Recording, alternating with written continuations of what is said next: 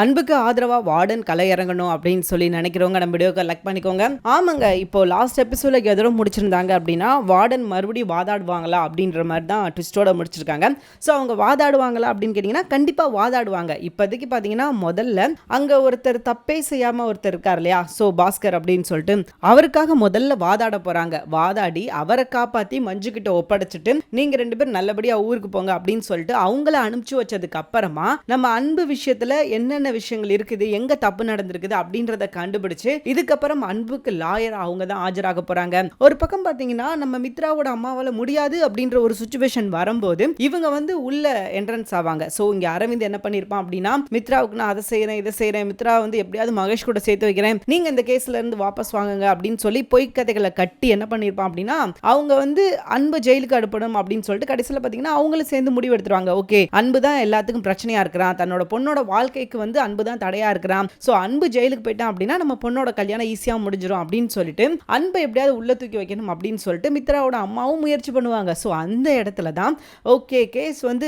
தசை மாதிரி போகுது, இந்த இடத்துல அன்பு சிக்க வைக்கிறதுக்கு ஏதோ சதி நடக்குது அப்படின்றத புரிஞ்சுக்கிட்ட வார்டன் என்ன பண்ணுவாங்க அப்படின்னா அவங்க கிளம்ப இறங்குவாங்க. அது மட்டும் இல்லாம அடுத்தடுத்து நீ ஸ்டெப் எல்லாம் செம்மையா இருக்க போது. ஏன் அப்படின்னா இதுக்கப்புறம் தான் எபிசோட் ரொம்ப சுவாரஸ்யமா போகும். இவ்வளவு நாள் போனது அப்படின்னு பாத்தீங்கன்னா வேற, பட் இதுக்கப்புறம் பாத்தீங்கன்னா இன்னும் ஸ்பீடா போகுது. ஏன்னா லாயர் வார்டன் அப்படிங்கும்போது கேஸ் செம்ம சுவாரஸ்யமா இருக்கும். அண்ட் விசாரணையா இருக்கட்டும், அந்த போலீஸ்காரன் கொடுக்குற டார்ச்சரா இருக்கட்டும், இது எல்லாத்தையும் பார்க்கும்போது கண்டிப்பா எபிசோடு ஹைக் பீக்ல போகுது அப்படின்றது மட்டும் இப்ப நல்லாவே தெரியுது. இன்னொரு பக்கம் பாத்தீங்கன்னா அன்பு வெளியே வர்றதுக்காக ஆனந்தியும் ஒரு பக்கம் முயற்சி பண்ணிக்கிட்டு இருக்காங்க. ஒரு பக்கம் மகேஷ், இன்னொரு பக்கம் அன்பு. சோ எல்லாருமே பாத்தீங்கன்னா அன்பு வெளியே வரணும் அப்படின்றதுக்காக பெரிய பெரிய முயற்சிகள்லாம் பண்ணிக்கிட்டு இருக்காங்க. இதெல்லாம் ஜெயிக்கணும் அப்படின்னா அது யார் கையில இருக்கு? இப்ப கரெக்டா வார்டன் கையில தான் வந்து இருக்குது. வார்டன் என்ன செய்ய போறாங்க அப்படின்றது தான் எல்லாரும் எதிர்பார்த்து காத்திருக்கோம். ஏன் அப்படின்னா இதுக்கப்புறம் அவங்க தான் அன்புக்கு ஆதரவா களமிறங்க போறாங்க. சோ இவ்வளவு நாள் வரைக்கும் நம்ம என்ன விஷயம் நடக்கணும் அப்படின்னு சொல்லி எதிர்பார்த்திருந்தோமோ அந்த விஷயம் நடக்க போகுது. ஓகேங்க, இப்ப 4 எபிசோட்ல என்ன நடக்குது அப்படின்னு பாத்தீங்கன்னா ஏற்கனவே நம்ம சொன்ன மாதிரி தான் பாஸ்கருக்கு ஆதரவா நம்ம வார்டன் வந்து ஆஜராகிறதுக்கு ஒத்துக்கிட்டாங்க. சோ